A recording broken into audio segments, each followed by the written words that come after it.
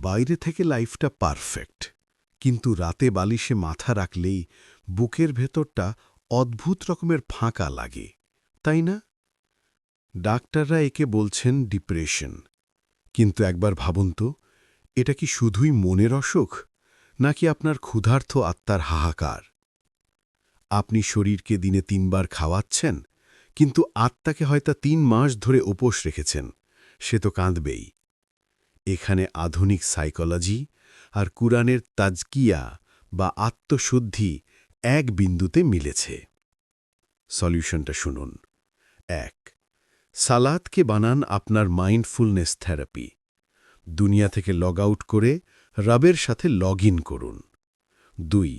সব কন্ট্রোল না করতে পেরে অ্যাংজাইটিতে ভুগছেন, কন্ট্রোল ছেড়ে দিন আল্লাহর হাতে। একেই বলে তাওয়াক্কুল। ৩. আত্মাকে তার খাবার দিন। দিনে ১০ মিনিট কুরআন শুনুন। এটি অস্থির হৃদয়ের সেরা মেডিসিন। আপনার আত্মাকে হিলিং করুন, মন এমনিতেই শান্ত হবে।